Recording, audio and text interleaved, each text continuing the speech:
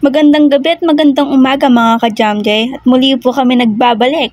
At ngayong pong araw, gagawa po si Papa ng fried chicken ni Diwata dahil hindi po kami makakapunta doon dahil sa sobrang init at pagpipila po kami doon matatagalan pa. Kaya po, gumawa na lang si Papa dito sa bahay. At ngayon po nasa nakikita nyo, minamarinade na po ni Papa. Nilagyan niya na po yan ng bawang, asin at yung ginisa mix. Baka naman. At naglalagay din po si Papa ng oyster sauce.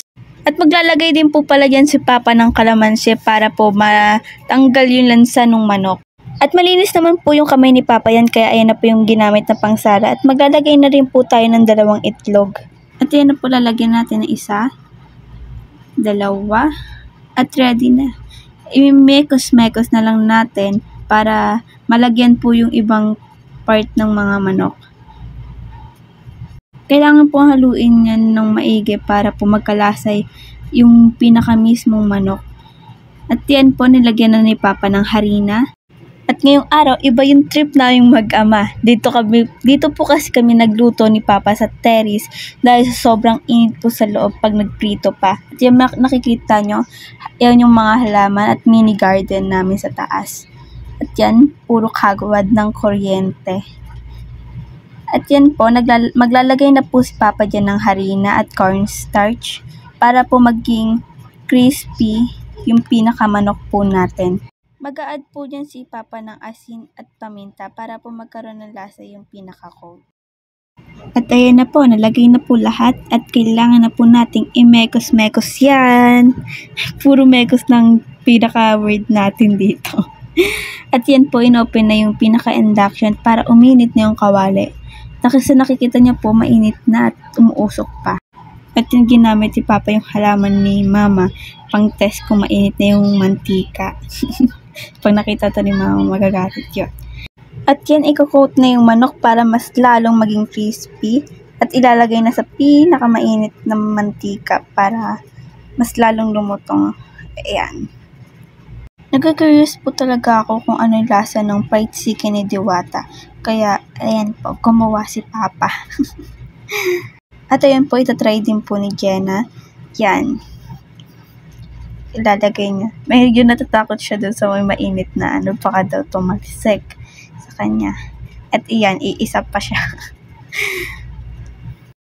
Nung araw nga po pala niyan, is birthday po ni Lola. At kaya po, pagtapos niyan, magre-ready na kami papuntang swimming. Abangan niyo po yung vlog po namin kung paano po namin i-celebrate yung birthday ni Lola. At yun po, inaantay lang po namin maging crispy at maging golden brown para po maiahon na natin sa kahirapan. Ay, makain na po pala. Nakakagutom po talaga kasi yung amoy niya at kulang na lang po talaga kanin. Makakain ko na talaga yan. At ayan po, golden brown na at inaakas na po ni Papa. Malapit na ang exciting part. At ayan po, kitang-kita nyo na po ay napaka-crispy at napaka-yummy talaga tignan.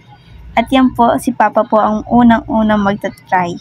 Binuhos na po ni Papa yung pinaka-sauce para hindi po sausaw ng sausaw at isang kainan na lang. At ayan na ang exciting part. Kakain na. Wow, ang sarap po talaga at nakakatakam. Kahit ako nung nagbibideo ko yan, gusto ko na kumurot dun sa may buffalo wings. Kahit po mainit, di mo po maiiwasan na kumagat ng kumagat kasi po yung pinakakarni niya ay malasa na. At ayun po si Jenna. Hirap po kumagat dahil bumili po siya. Charot. Joke lang, Jenna, ha? Nagre-request pa po siya dyan, ba't daw po walang kanin? Be, titikman lang natin, be. Diyan lang po. At ayan naman po ako ay titikim na din at yung pinaka-target lock ko po simula pa kanina. Ayan, ay pagsasensyahan niyo na po yung pag-iitsura ko dyan kasi po pag umaalis lang po talaga ako nag-aayos. Maganda pa rin naman po ako kahit magulo yung buhok at mukhang luka-luka. At sa mga hindi po nakakaalam ay meron po kaming YouTube channel at ang pangalan po nun ay Jamjay TV. Pwede nyo pong i-visit yun at i-subscribe na din. Sigurado pong mag-e-enjoy din po kayo at meron din po kayo matututunan at salamat din po sa pagtapos ng video na to. Maraming salamat po. Bye-bye! Mwah!